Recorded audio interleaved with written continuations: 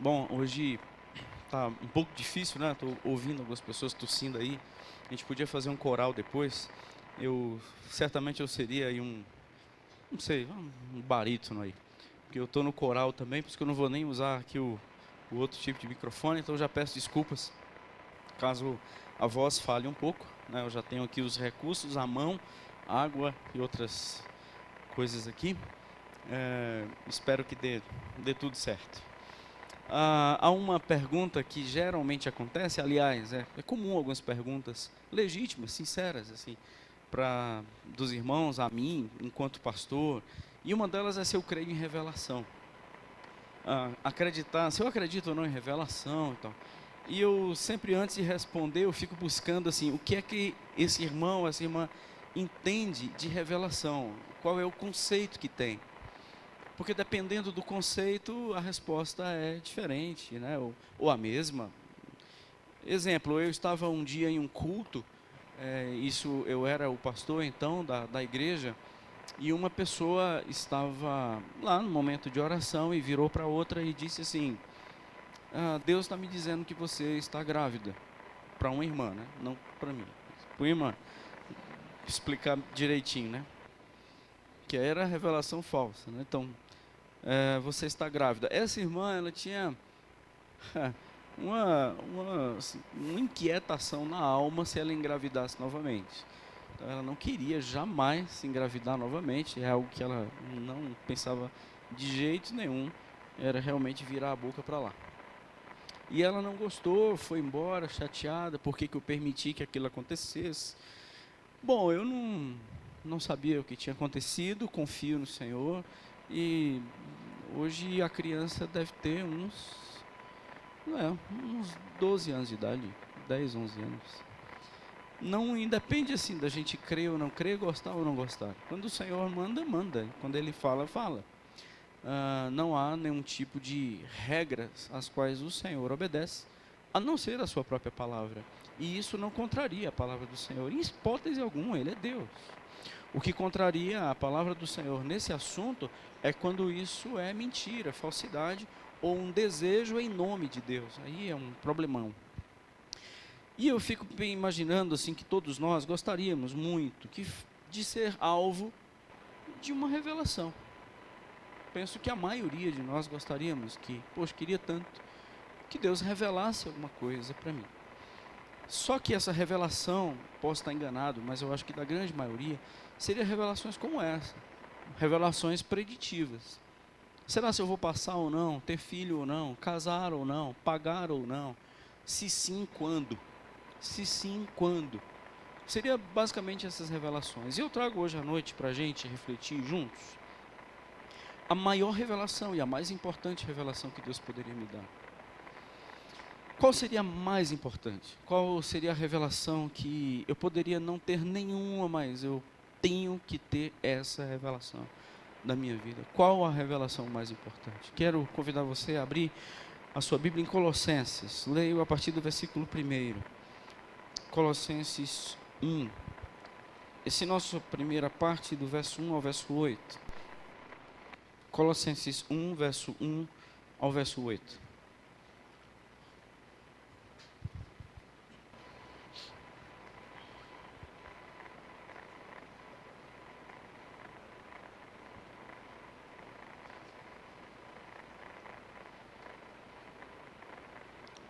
Colossenses 1, a partir do verso 1.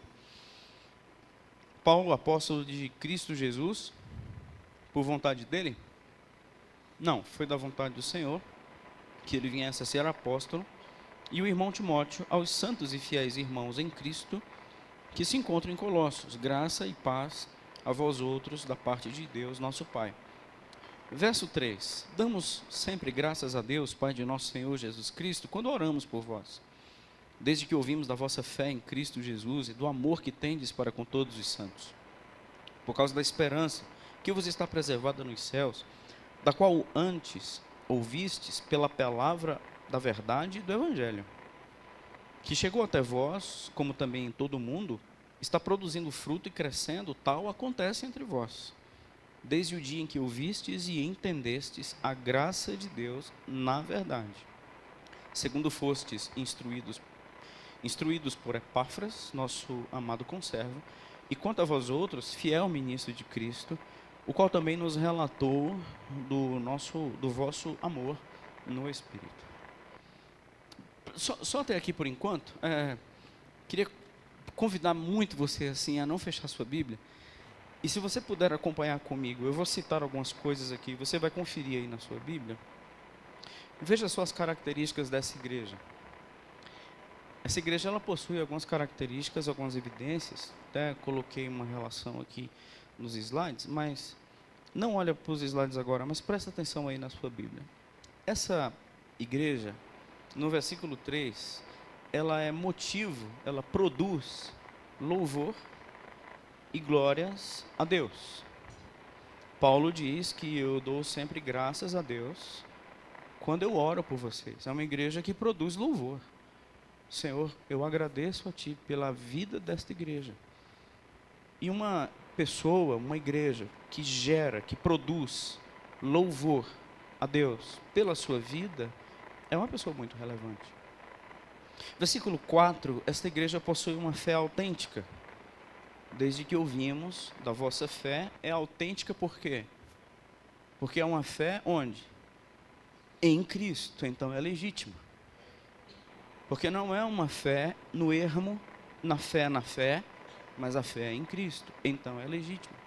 Essa igreja também, ela tem todos os seus relacionamentos interpessoais saudáveis, porque são relacionamentos pautados em amor. Final do versículo 4 diz, e no amor que tendes só com os da igreja? Não, para com todos os santos. É uma igreja que vivencia ordens do Senhor e a ordem principal é amai-vos. Então, uma igreja que tem uma fé legítima, que tem relacionamentos interpessoais saudáveis, porque vive em amor, e é uma igreja que tem uma esperança legítima também, porque vamos aqui para o versículo 5, diz que essa igreja tem uma esperança que vos está preservada nos céus, ao qual esta esperança foi gerada pela palavra da verdade do Evangelho. Então isso é uma esperança legítima, isso não é uma expectativa, não é um possível talvez e nem é um desejo, mas é uma esperança legítima, porque é uma esperança gerada pela verdade do Evangelho. Então, a priori essa igreja, fé, amor e esperança está resolvido. O tripé da caminhada cristã, 1 Coríntios 13, fé, esperança e amor, esses três não podem inexistir na caminhada de vocês. Essa igreja tem. Essa igreja, esse evangelho que gerou verdade da esperança, é um evangelho que produz fruto, isso é um evangelho vivo e poderoso, porque esse evangelho está gerando fruto, produzindo fruto, e o evangelho está crescendo dentro desta igreja, pensa nisso. Esse povo também, esta igreja é uma igreja extremamente humilde, eu penso em humilde na questão de ser ensinável. Porque pessoa cheia de si, geralmente ela não aceita muito ensino. Versículo 7, vós fostes instruídos por Epáfras, o nosso amado conservo. Então, uma igreja instruída é uma igreja humilde, ela aceita crescer, aprender, conhecer, regular, rever, redefinir. É uma igreja que aceita ser instruída. E ela é humilde também a ponto de ser de reconhecer a autoridade espiritual. Epáfras não era um entrão. Isso é um trava-língua, né, gente? Epáfras. Ele é um fiel ministro de Cristo no conceito de vocês. Vocês consideram o professor de vocês como um fiel ministro de Cristo. Uma igreja extremamente saudável. E essa igreja é um testemunha viva do amor do Espírito. Versículo 8. Pegou aí? Então, esta igreja precisa de que revelação? Essa igreja precisa saber o que mais? Se quiser dar uma olhada na listinha de novo, meus irmãos, uma igreja que provoca louvor e gratidão a Deus. Uma fé autêntica, os relacionamentos interpessoais saudáveis, porque são todos pautados no amor. Vivenciam uma esperança legítima. O evangelho vive e poderoso, porque cresce e frutifica na vida dessa pessoa. Compreendeu, pulei essa, né? A verdade da graça de Deus. Compreendeu a graça, que é melhor do que a vida. É uma igreja ensinável, humilde, submisso, reconhecedor de autoridades espirituais e é um testemunha viva do amor no Espírito. Bom, se a gente olhar para essa igreja e perguntarmos, essa igreja precisa do quê? Se nós fôssemos orar por essa igreja, ao orarmos por essa igreja, nós iríamos pedir a Deus o quê? Qual seria a maior revelação que essa igreja precisa ter se ela já conhece a graça do Senhor, a fé em Cristo, o amor é compreendido e nos seus desdobramentos as pessoas são alcançadas por Ele? É uma igreja que reconhece a autoridade, não é uma igreja rebelde, uma igreja que é autossuficiente. A gente vai orar por essa igreja pedindo o quê, gente? Essa igreja do que ela precisa? Verso 9. O que falta para essa igreja? O que ela precisa? Verso 9. Por essa razão o que, Paulo? Por tudo isso que vocês acabaram de perceber na vida desta igreja, também nós, desde o dia em que o ouvimos, não cessamos de orar por vós e de pedir que transbordeis de pleno conhecimento da sua vontade, em toda sabedoria e entendimento espiritual, a fim de viver de modo digno do Senhor para o seu inteiro agrado, frutificando em toda boa obra e crescendo no pleno conhecimento de Deus, sendo fortalecidos com todo o poder, segundo a força da sua glória, em toda perseverança e longanimidade com alegria, dando graças ao Pai que vos fez idôneos, a parte que vos cabe na herança dos santos na luz. Paulo ora por esta igreja, para que ela, apenas um pedido, esta igreja precisa transbordar do pleno conhecimento da vontade de Deus. A maior revelação que eu e você podemos ter, e aquela grande revelação que o Senhor quer nos dar, é o que é que Ele quer para nós e de nós. O que é que Ele é, o que é que Ele quer. A vontade do Senhor que foi cantada aqui algumas vezes. E na letra das canções, a vontade do Senhor foi destacada. Nas orações foram destacadas. Nós estamos no meio de uma geração muito hedonista, egoísta, homocêntrica, onde a minha vontade prevalece.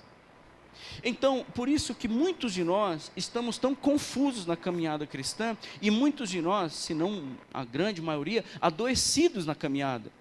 Muitos de nós estamos não mais conectando se vale a pena ser cristãos ou não. E isso, meus irmãos, tem um segredo, faltou revelação aí.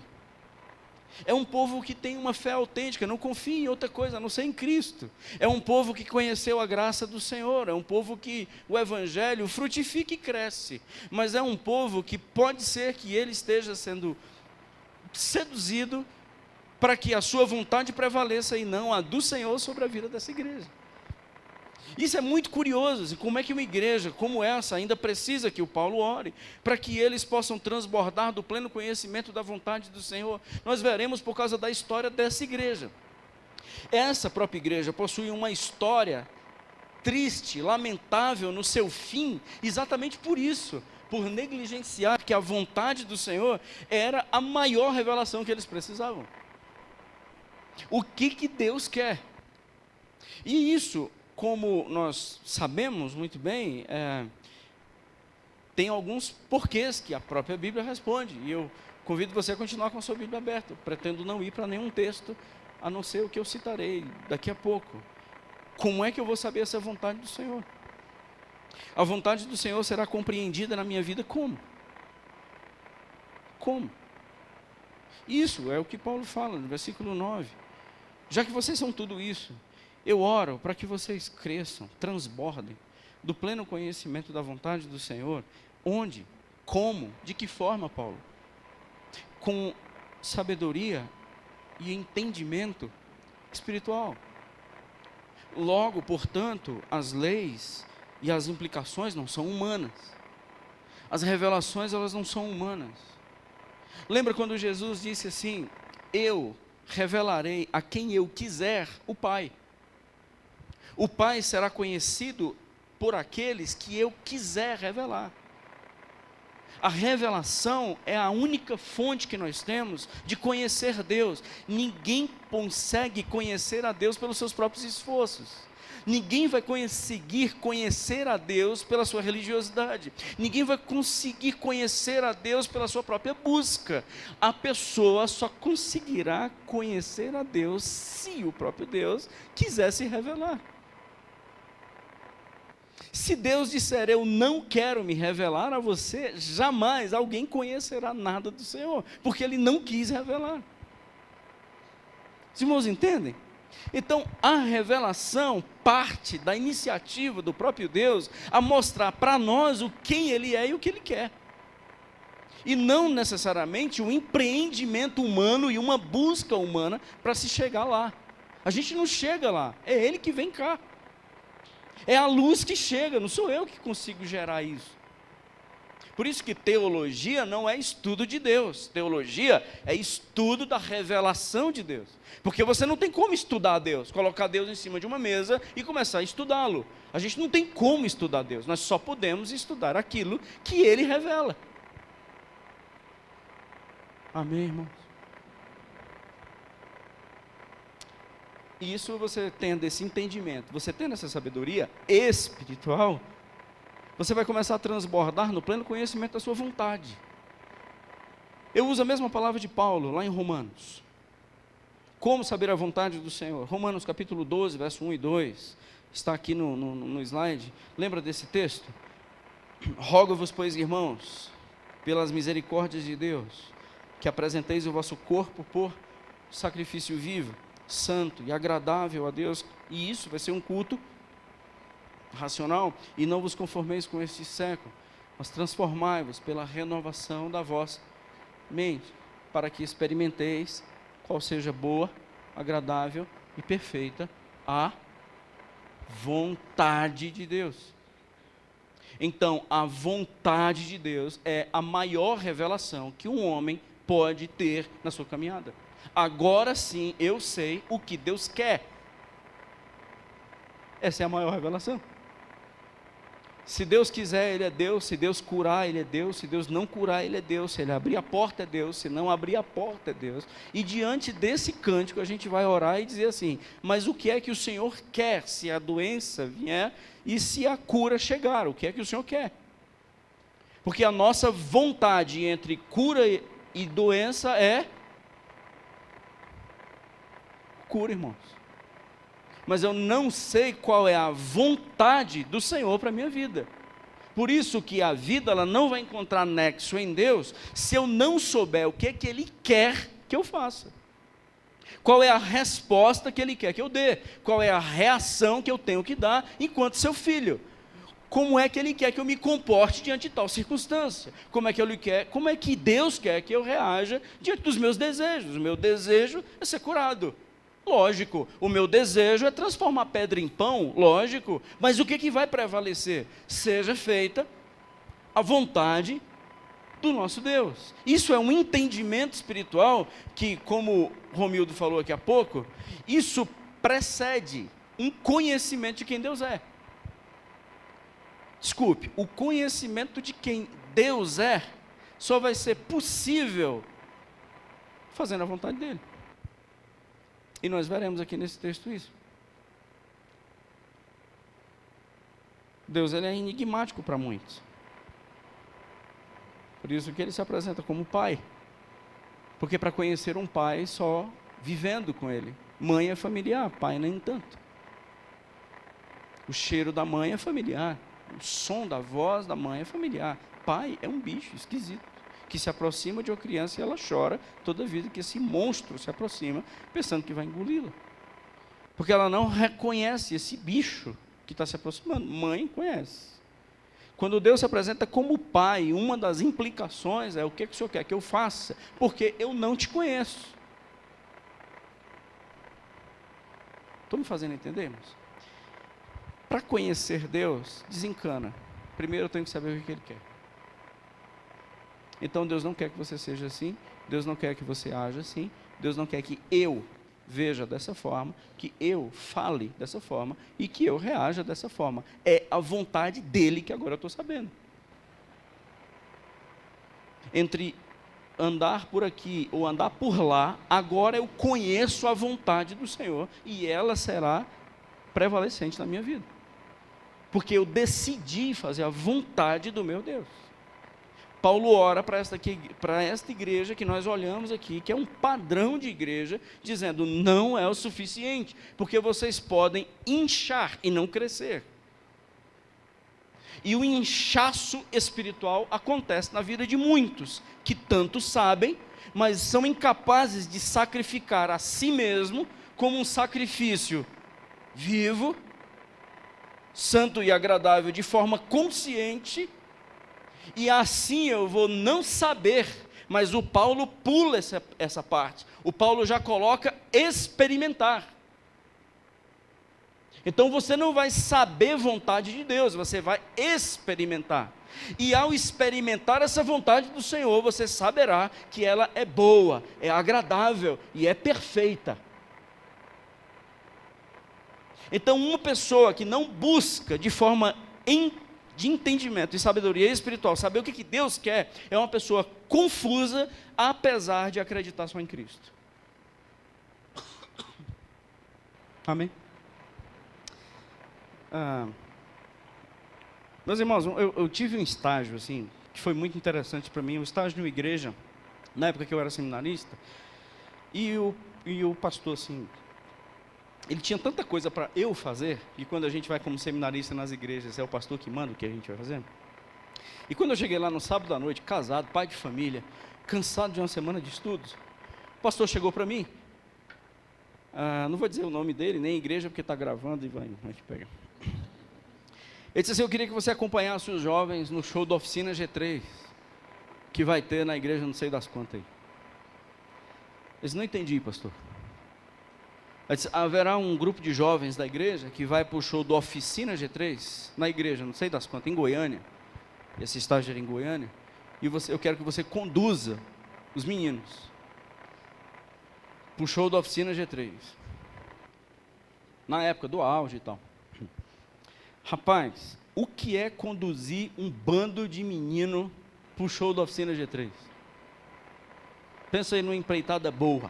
O caso é que quando eu cheguei para o grupo já tinha ido.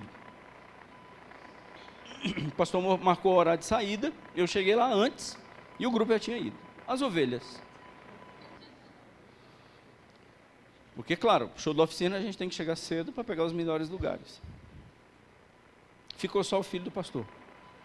Então eu fui conduzindo essa amada ovelha até esse campo missionário, esse local onde a gente ia adorar o Senhor.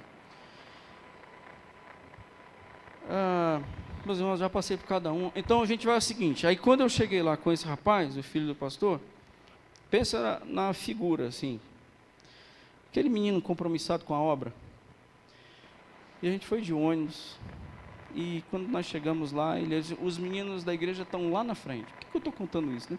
Aí os meninos estão lá na frente, no pé do palco. E aquela multidão de meninos.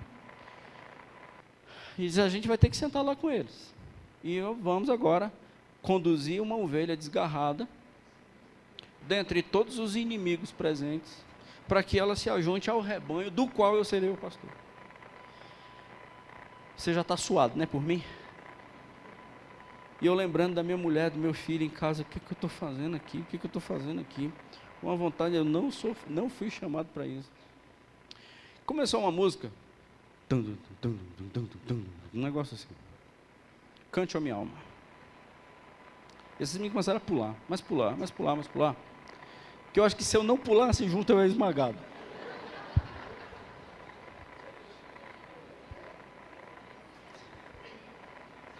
Meu Senhor, pensa num sacrifício vivo, santo e agradável. Eu só tinha certeza que aquilo não era da vontade do meu Senhor para mim. E o que eu ficava olhando, percebendo, e isso já, velho, né? Velho já.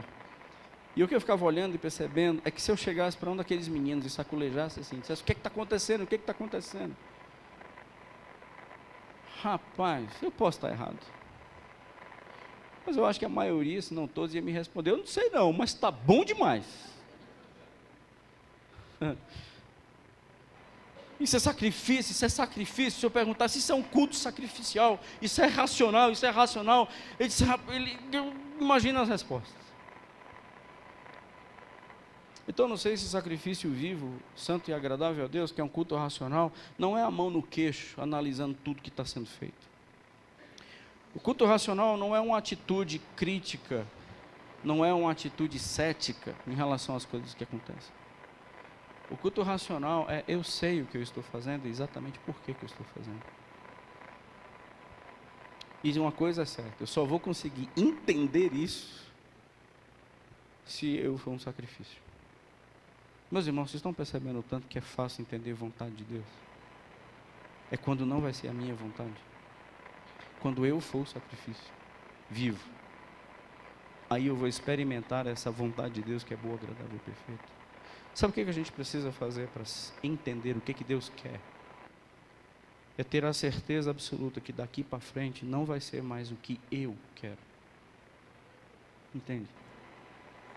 É quando um exemplo que nós tivemos lá no momento do retiro, é riscar o chão e dizer: daqui para frente não vai ser mais feito o que eu quero, apesar de um intenso desejo.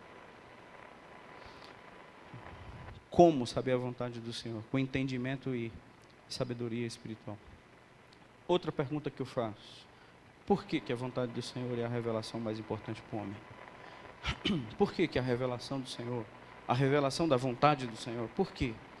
Que esta é a revelação mais importante do homem. Te dou 2 motivos, ainda pensando dentro desse texto. É porque é a maior libertação que nós podemos vivenciar. Primeira razão é porque saber a vontade do Senhor e vivenciá-la é o resultado óbvio de que eu sou uma pessoa liberta. Culto de libertação, ele só existe quando uma pessoa decide fazer a vontade do Senhor. Enquanto não, ela não foi ainda liberta. O cão pode ter saído, mas ali não é uma libertação, porque libertação genuína é quando eu digo: seja feito a tua vontade. Daqui para frente, a minha vida será para fazer a vontade do Senhor, que é boa, que é agradável e perfeita. Então está aqui a minha vida como sacrifício vivo. Por que corpo? Por que corpo? Para a gente tirar essa ideia de que a alma é que Deus quer. Por que Paulo fala lá em Romanos: sacrifício é o teu corpo? Por quê? Para tirar também a ideia de que o corpo é mau e a alma é boa. Quando na verdade isso é inseparável. Se separar a alma do corpo, acontece morte. Sacrificar o corpo é sacrificar tudo em mim. Porque as nossas maiores vontades estão em fazer coisas que a minha alma não queria, mas mesmo assim eu faço. O meu corpo está em alguns lugares que não deveria estar. E o meu corpo estando no local certo, pela razão certa, eu sou uma pessoa liberta. Não é porque não faltou opção. Não é porque nós não temos opção de fazer, não é não curtir vida, não é não aproveitar a vida, não é deixar a vida passar nos nossos olhos e a gente decidir fazer a vontade de Deus. Isso é exatamente viver, porque não há vida fora da vontade do Senhor. Só existe destruição, morte e derrotas fora da vontade do Senhor. Então o que é viver plenamente? Viver plenamente é fazer a vontade dEle. Vai ser do jeito que o Senhor quiser, contrariando tudo que eu sinto, tudo que eu desejo e tudo que humanamente, carnalmente, sentimentalmente eu faria diferente. Então contraria tudo em mim, Senhor, e vai ser feita a tua vontade. Isso, meus irmãos, é a maior de todas as libertações. E não é à toa que muitos de nós estamos doentes, enfermos. Porque as nossas vontades foram contrariadas. Mas a do Senhor, ela não foi revelada. Porque não é meu interesse saber. E a cura, aquilo que eu vou vivenciar de vida plena, repito, é só fazendo a vontade dEle.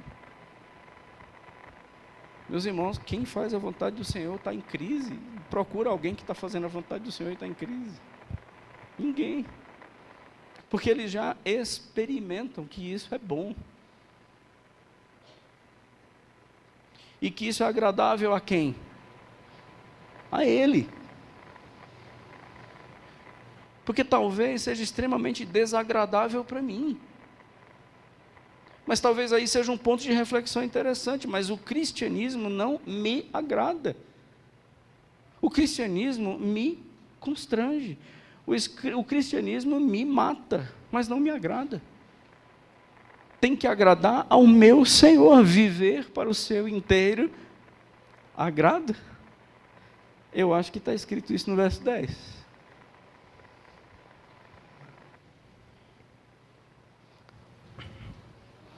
Jesus, quando foi... Interessante, Lucas, capítulo 14, a partir do versículo 27. É interessante, quando Jesus está com seus discípulos, alguns ouvintes, ele... eu ia chamar o Eude aqui, mas não vou chamar não. Pensa num chamado ministerial, assim, uma vocação. Apagar metade dessas luzes, sonzinho de teclado, e agora eu mudarei a minha voz. Você,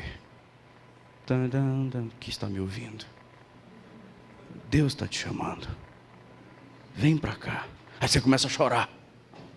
Aí se alguém perguntar, está chorando por quê? Não sei, mas olha aí. Meus irmãos, fundinho de teclado, penumbra e uma voz bonitona dessa aqui. Você é chamado e não sabe. Você vem aqui à frente aos prantos, sabe nem o que está fazendo, mas está aqui, não sei, mexeu comigo, que quando acender a luz, parece um surto. Espera aí, onde é que eu... Se faltar energia, então, é a derrota da revelação divina. Lucas capítulo 14, Jesus puxou, em vez de o teclado, um lápis. E em vez de apagar a luz, ele deu uma folha de papel. E disse assim, vê aí se você tem condições de me seguir. Faz os cálculos. Porque para me seguir é com cálculo. Para me seguir é com entendimento, com raciocínio.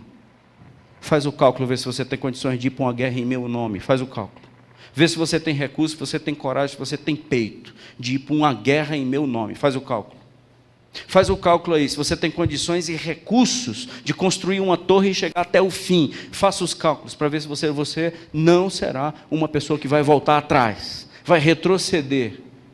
Faça os cálculos. Percebe que Jesus, ele foi aquele que levou o homem a pensar a ponto de fazer cálculo. E não um recurso de mantra. Onde está todo mundo fora de si, não sabe nem o que está fazendo, como aconteceu em muitos movimentos evangélicos que destruíram a igreja, G12 é um deles, onde leva pessoas a uma condição mental que eu não consigo mais raciocinar o que eu estou fazendo, porque aquilo é lavagem cerebral, e as pessoas respondem naturalmente, porque o seu relógio biológico foi alterado, e as músicas que se cantam é mantra. E quando o evangelho é cálculo, faça cálculo para saber se você tem condições e coragem e peito para me seguir.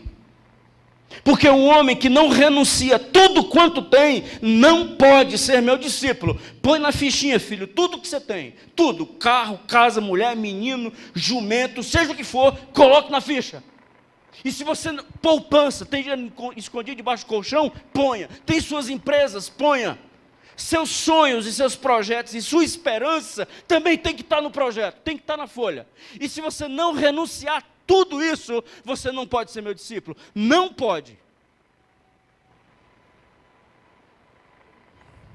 Então, saber a vontade do meu Senhor é a maior libertação que eu posso ter, porque eu não estou sendo liberto de demônios, eu estou sendo liberto de mim mesmo. E a maior revelação que pode existir no homem é ele ser liberto de si mesmo.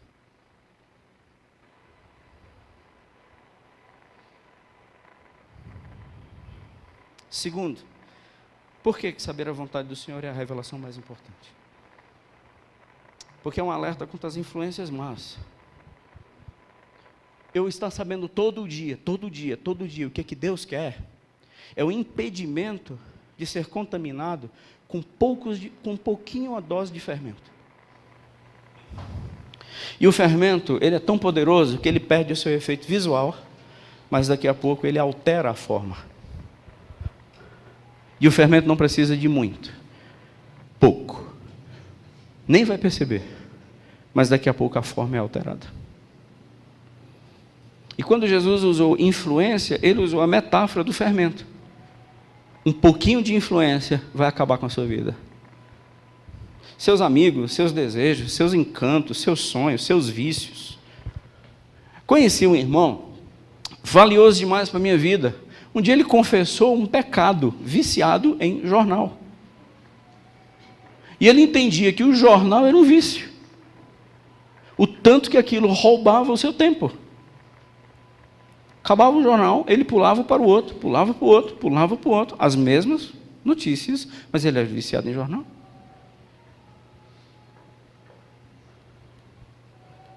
Esse que um pequena dose de fermento vai alterar.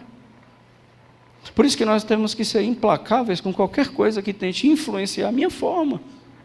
Qualquer palavrinha, qualquer sugestão, qualquer palavra mesmo que venha para me agradar, irmãos, é um fermento que pode contaminar tudo e pôr tudo a perder.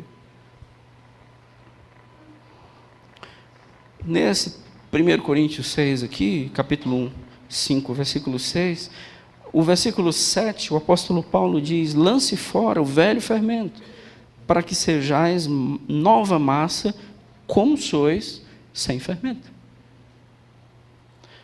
Vocês são massa nova e não precisa de fermento.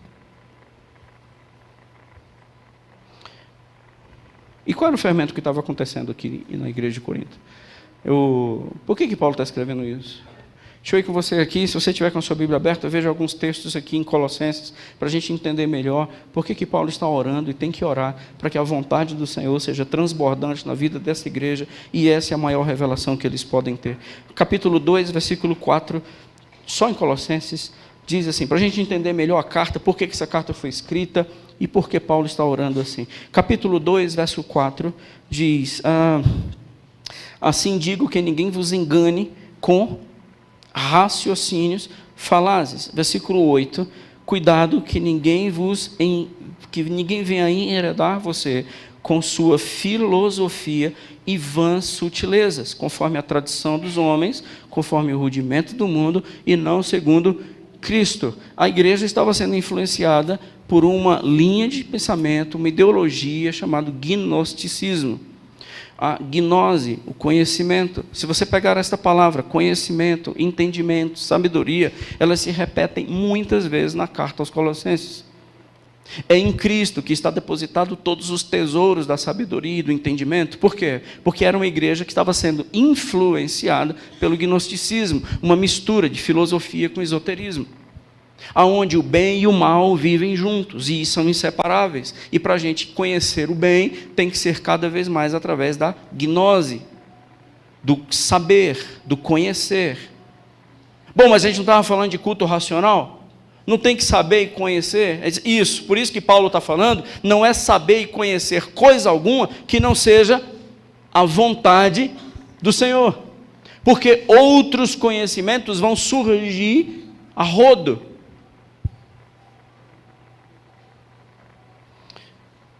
E é interessante que essa igreja começou a ter uma observância desmedida de ritos e cerimônias. Olha só no capítulo 2, versículo 16. Capítulo 2, verso 16 vem: ninguém, pois, vos julgue por causa de comida ou bebida, ou dia de festa, ou lua nova, ou sábados. Versículo 21.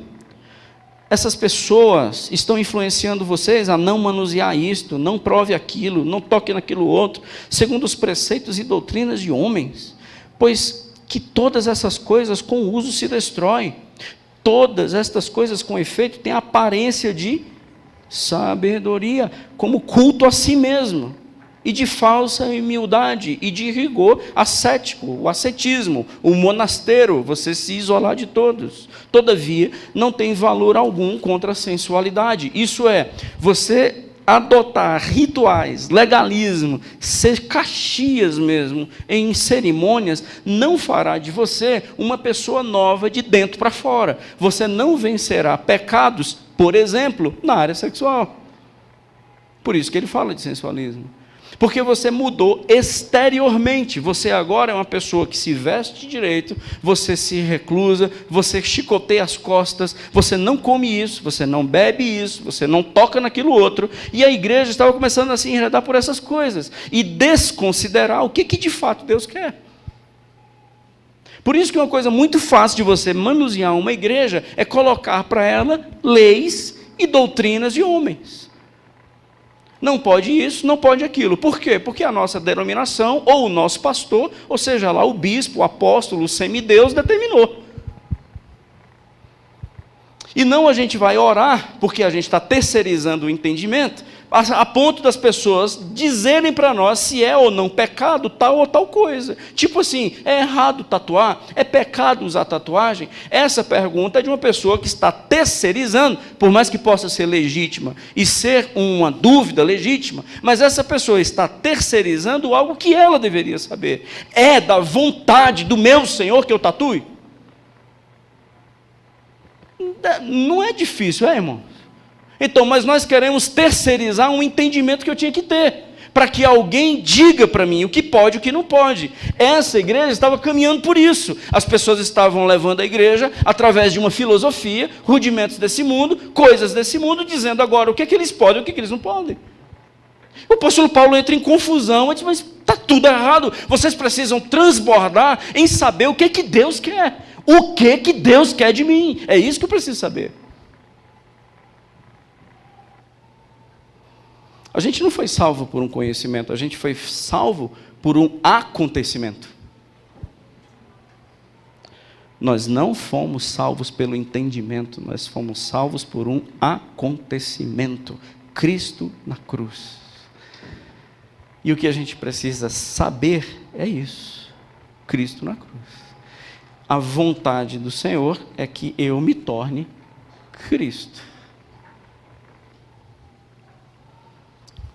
Meu último ponto, para refletir com vocês. Quais são os resultados de fazer a vontade de Deus? Quais são os resultados? Como? Com entendimento e sabedoria espiritual. Por quê? Porque é a principal libertação que eu tenho que ter, e as influências na minha vida, elas são anuladas. E quais são os resultados? Os resultados voltam para a oração de Paulo. Ele só pediu por uma coisa, que a igreja transborde do pleno conhecimento da vontade do Senhor. Quais são os resultados? Verso 10, 11 e 12 de Colossenses 1. Fazer a vontade de Deus vai me trazer quais resultados? Primeiro, aprovação. A vontade do Senhor me tornará uma pessoa aprovada. Porque agora, a fim de, isso é, o resultado é, que vocês viverão de modo digno do Senhor para o seu inteiro agrado. Isso é uma pessoa aprovada. Lá em Hebreus diz que Deus não tem vergonha de ser chamado Deus de algumas pessoas. Foi citado aqui que a pessoa que não crer, ela, em hipótese alguma, pode agradar a Deus. Então, qual é a nossa principal preocupação? Que eu já falei lá atrás. É que eu e a minha vida seja um resultado, um flagrante, de que se preocupa somente com aquilo que agrada o meu Deus. Se as nossas relações, muitas vezes, estão pautadas em que me agrada, irmãos. Nossos casamentos estão acabando, porque nós estamos preocupados com pessoas que me agradem, que me correspondam. E sem entender o que é que Deus quer de mim, na vida desta pessoa, que não me corresponde. Mas o eu hoje está tão exacerbado, que nossa preocupação não é mais viver para que agrade ao meu Deus. Mas é que o Deus, esse culto e tudo me agrade. Eu entendo quando os irmãos falam, entendo mesmo de coração, Mas sempre pense se você gosta dessa igreja. Porque a igreja não é um local para a gente gostar, a igreja é um local de sacrifício. Porque quando eu gosto, o que prevalece sou eu. Quando eu entendo que aqui é um local de sacrifício, o que vai prevalecer é o gosto dele. Então eu vou entender, aqui é um local onde eu quero ser um sacrifício vivo. Segundo, frutificação. Porque nós fomos chamados, frutificando em toda boa obra. Depois, crescendo no pleno conhecimento de quê? Viu a diferença, irmãos? Está comigo? Paulo orou para quê? Para que a igreja transborde do pleno conhecimento da vontade de Deus. Qual é o resultado? Bom, o resultado agora é que eu vou conhecer plenamente quem Ele é. Deixa Deus ministrar seu coração mais uma vez. Eu vou repetir isso de novo. Você e eu não temos condições de conhecer a Deus sem fazer a sua vontade. Não tem. Porque conhecimento de Deus é secundário. A gente não conhece para obedecer, a gente obedece para conhecer. Glória a Deus, irmão. Eu vou falar mais devagar um pouquinho. Eu não conheço para obedecer. Quero que o Senhor me diga o que é que o Senhor quer para que eu obedecer, para que eu te obedeça. Bom, o que você sabe que você tem que ser e fazer, você já sabe. Por isso que você não me conhece. Aquele que não ama, não conhece a Deus.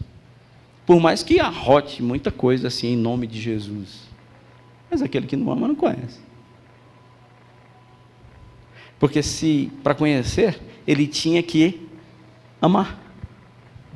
Porque ele não faz mais a sua vontade. O seu amor não é mais seletivo.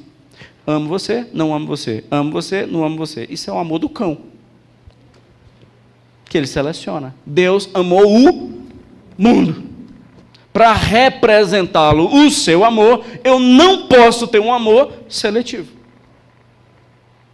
Porque assim, não serei do seu inteiro agrado, óbvio, não haverá frutos de justiça, não serão boas obras, e eu também não conhecerei quem Deus é. Vamos para frente mais um pouquinho. Qual o resultado de fazer a vontade do Senhor? Próximo. Está parecendo uma aula, não está não, gente, hoje? Fortalecido. Quem está fraco? Não levante a mão. Quem está fraco espiritualmente? Quem está se sentindo assim, sucumbindo na fé? Eu estou perdendo forças espirituais. Aqui está uma maior revelação que você poderia ter na sua vida. Faça a vontade do Senhor, porque assim você será fortalecido. Não busque saber o que é que Deus... Por quê? Para quê? Por que Deus fez? Busque saber o que Deus quer que eu faça. O mundo está desabando na minha cabeça, mas eu continuo fazendo a vontade do meu Senhor. Se é pedra, pedra fica. Eu não transformo em pão. Porque foi da vontade do meu Deus ter só pedra. E dentro da vontade do meu Senhor, Ele me deixou com fome e tendo só pedra para comer, eu não vou recuar. Continuarei fazendo a vontade dEle. Pai, eu queria um sorvete de flocos, mas se é cálice amargo será bebido, porque não será feito a minha vontade, mas será feita a tua vontade. A minha vontade é que esse cálice fosse apartado, contudo, seja feita a tua vontade. Assim eu sou fortalecido a ponto de tomar cálice amargo, porque só quem é forte espiritualmente toma cálice amargo. Não recua da cruz, vai para a via dolorosa, porque ele é fortalecido com coisa pouca. Veja só com que tipo de força ele recebe. Fortalecido, verso 11. Isso aqui é coisa simples. Com todo poder. Você pode comparar esse poder, Paulo? Eu disse, posso. Segundo a força da sua glória. Que visita eu terei a ponto de fortalecer os meus passos? Você será revestido de poder para poder enfrentar esse mundo de novo na segunda-feira pela manhã. E esse poder, deixa eu procurar alguma coisa aqui para comparar, é segundo a glória do nosso Deus, da qual toda a terra está cheia.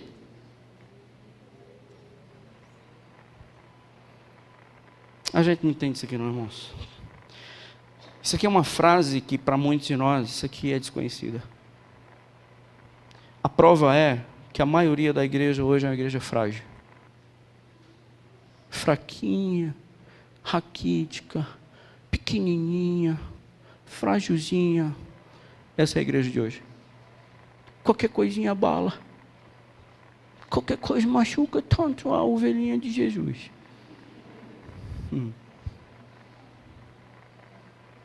A gente não pode passar reveses. A vontade do Senhor não prevalece na minha vida. Por isso que eu estou tão fraco. E tão fraco. E tão fraco. A pergunta que muitos de nós estamos fazendo hoje é: Deus, por que o Senhor não me visita e renova as minhas forças? Resposta: porque você não quer fazer a minha vontade. Fortalecidos com todo o poder segundo a sua força. Depois, segundo a sua glória, em toda a perseverança. Você não vai desistir. Eu vou desistir, você não vai desistir. Porque sou eu que te carrego.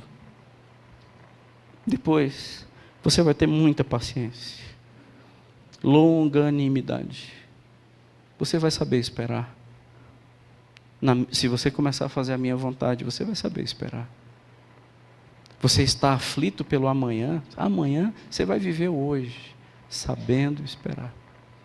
E ver se essa não é uma doença da alma mais aguda do ser humano. Alegria, meus irmãos, onde é que isso foi parar nas nossas vidas? Nós somos circunstanciais.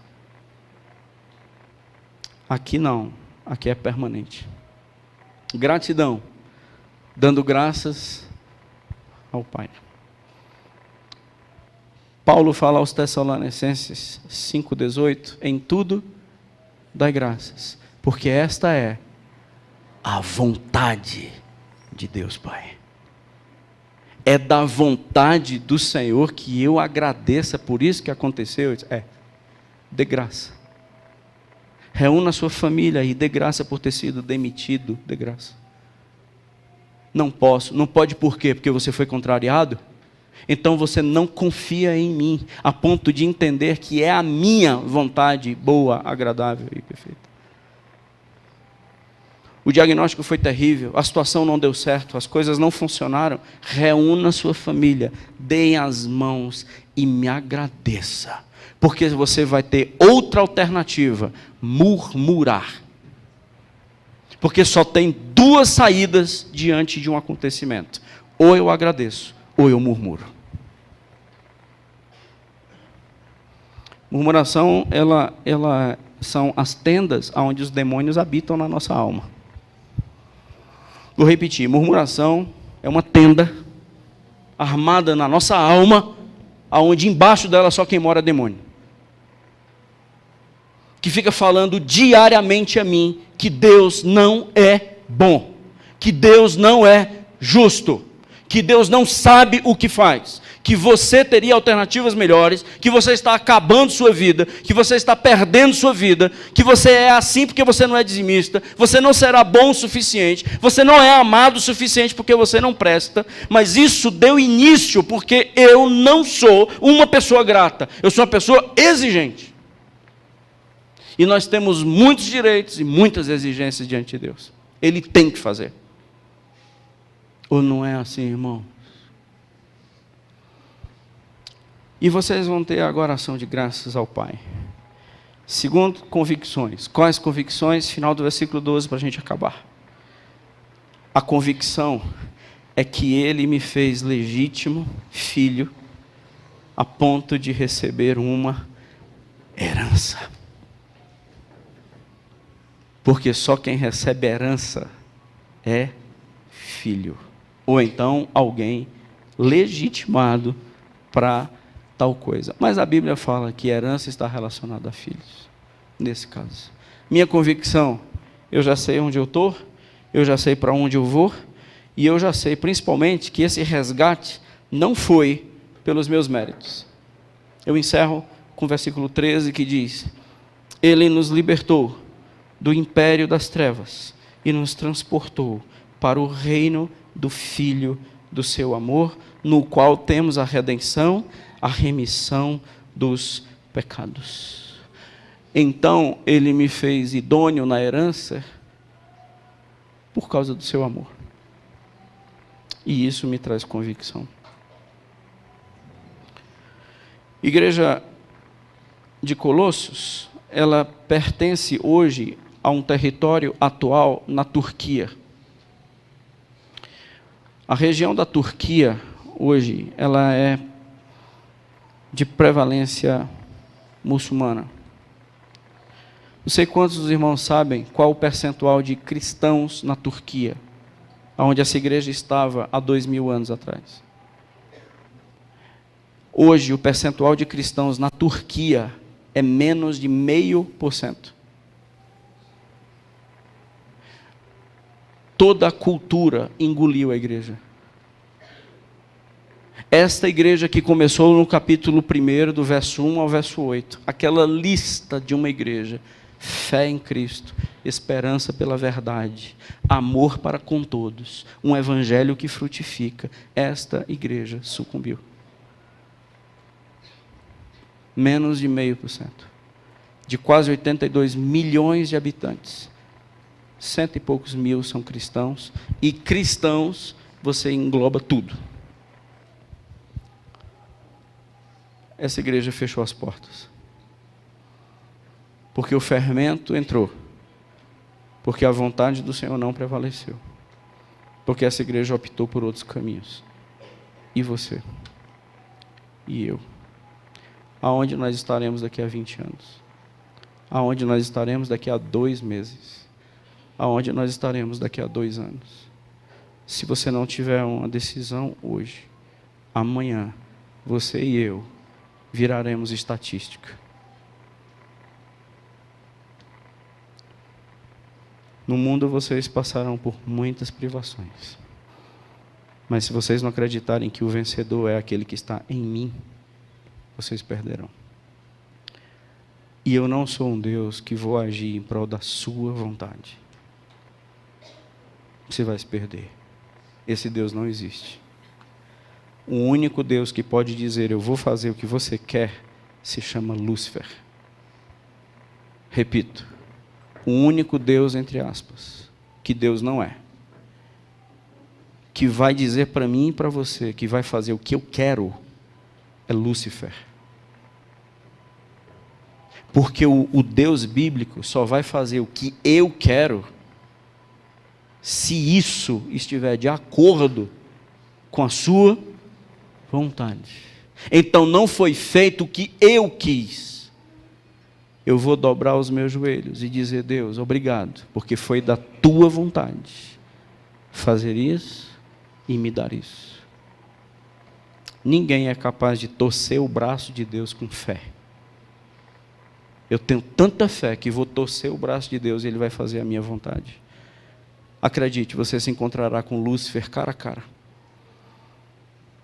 Porque Deus, Ele não pode se rebaixar ao nível do meu desejo. Não acredito nisso. Eu só acredito num Deus que é soberano. Que Ele faz quando quiser, do jeito que quiser e se quiser. Esse é o Deus que eu acredito e que adoro e compartilho com vocês hoje à noite. Que seja feita a vontade do Senhor, assim na terra como nos céus, mas principalmente no meu coração. Vamos orar? Feche seus olhos, oremos.